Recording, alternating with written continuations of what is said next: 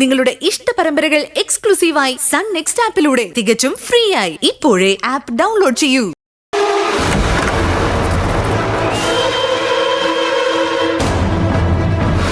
പവി, നീ ആ ഡോർ അങ്ങ് അടച്ചേക്ക്.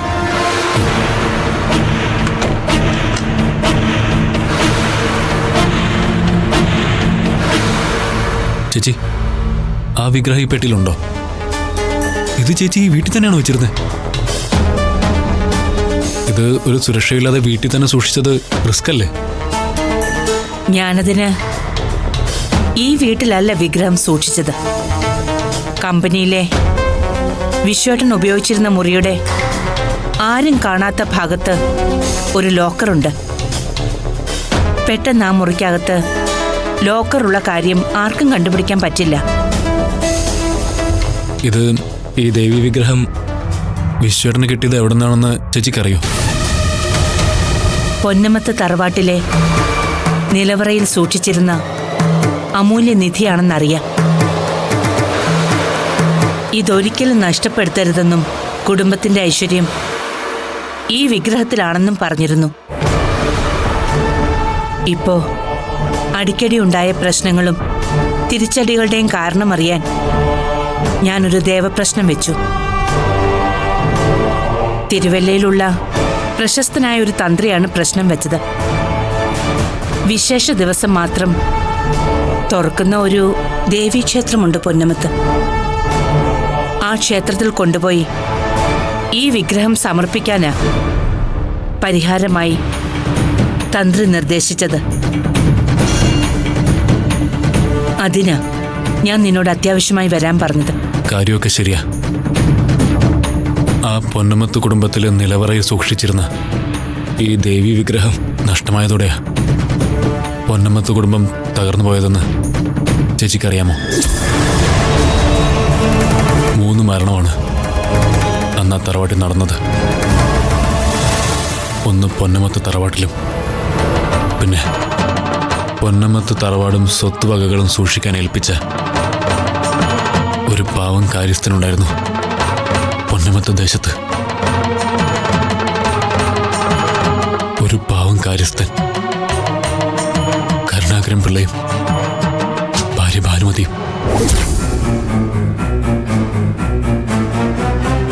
ഈ വിഗ്രഹം നഷ്ടപ്പെട്ടതിന്റെ പേരിൽ അവർ ആത്മഹത്യ ചെയ്തു. ആ കരുണാകരൻ പിള്ളയെയും ഭാര്യ ഭാനുമതിയെയും ചേച്ചിക്കറിയാം, നല്ലതുപോലെ അറിയാം. തറവാട്ടിലെ നിലവറയിൽ നിന്ന് മോഷണം പോയ വിഗ്രഹം കരുണാകരൻ പിള്ള എടുത്തു വിറ്റു എന്നും പറഞ്ഞ് പോലീസ് കേസുണ്ടാക്കി. മാനക്കേട് ഭയന്ന് പാവം നിരപരാധിയായ കരുണാകരൻ പിള്ളയും ഭാര്യ ഭാനുമതി അമ്മയും കെട്ടിത്തൂങ്ങി മരിച്ചു. അവര് രണ്ടും തൂങ്ങി നിൽക്കുന്നത് കണ്ട അവരുടെ നിസ്സഹായനായ മകൻ പവിത്രൻ,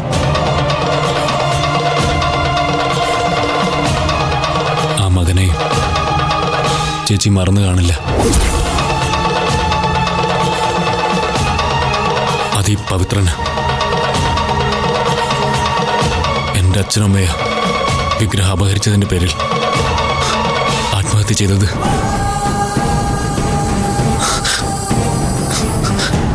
അനാഥനായ എന്നെ വിശ്വേട്ടനും ഭാര്യ സുമംഗലയും ഉപേക്ഷിച്ചില്ല. നഗരത്തിലേക്ക് വിശ്വം ഗ്രൂപ്പ് ഓഫ് കമ്പനീസുമായി യാത്ര തിരിച്ചപ്പോൾ ഒപ്പം കൂട്ടി.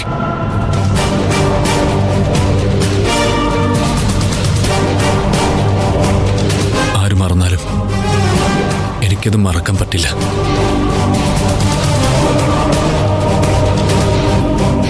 പവി, നീ വിഷമിക്കരുത്.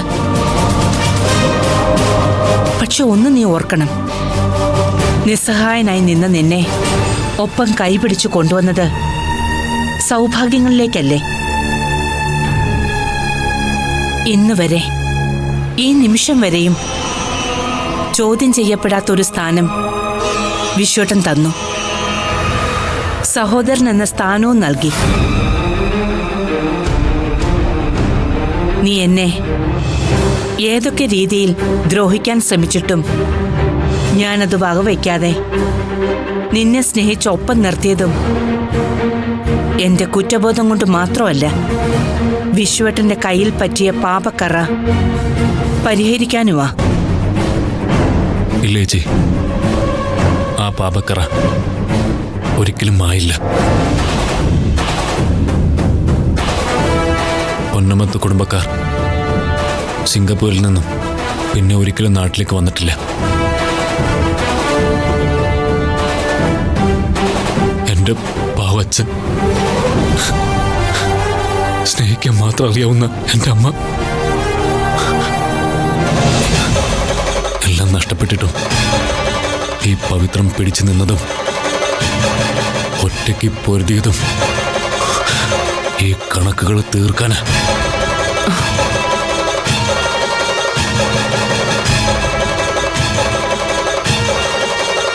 പവി, നീ എന്നോട് ക്ഷമിക്കില്ലേ? വിശ്വട്ടൻ ചെയ്ത തെറ്റിന് ഞാൻ നിന്റെ ജീവിതം കൊണ്ട് തന്നെ പ്രായശ്ചിത്തം ചെയ്തില്ലേ? ഞാൻ നിനക്കെതിരെ ഈ നിമിഷം വരെ ചെറുവിരൽ അനക്കിയിട്ടുണ്ടോ? നിന്നെ ഞാൻ വേദനിപ്പിച്ചിട്ടുണ്ടോ? ഇല്ലേ, വേദനിപ്പിച്ചിട്ടില്ലേ? എന്നെ കൊണ്ട് ഇനിയും ആ കഥകൾ പറയിപ്പിക്കരുത്.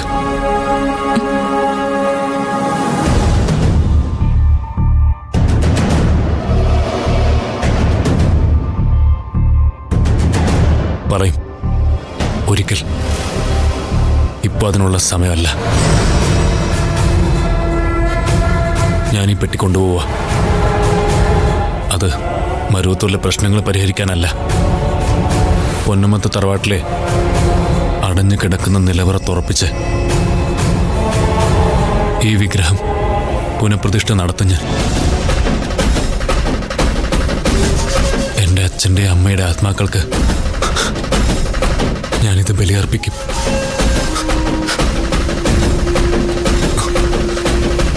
അത് ചിലപ്പോ മരുവത്തൂർ കുടുംബത്തിലെ ഏതെങ്കിലും ഒരാളുടെ ചോരയിൽ കുതിർന്ന ചെത്തിപ്പൂക്കൾ അർപ്പിച്ചായിരിക്കും.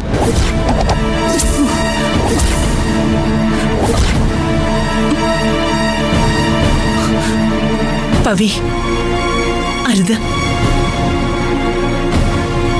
നീ അറിഞ്ഞു വെച്ചിരിക്കുന്ന കഥകളല്ല സത്യം. നിനക്കറിയാത്ത പല കാര്യങ്ങളും ഉണ്ട്. അത് നീ സമയം പോലെ അറിയും. ചേച്ചിയെ ഞാൻ സ്വന്തം സഹോദരിയെ പോലെ കണ്ട് സ്നേഹിച്ചുപോയി. അതിനി മാറ്റാനും പറ്റില്ല.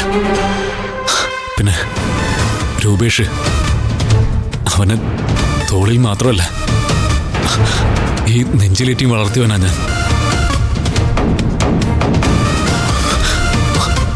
അവനെ ഞാനൊന്നും ചെയ്യില്ല. പക്ഷേ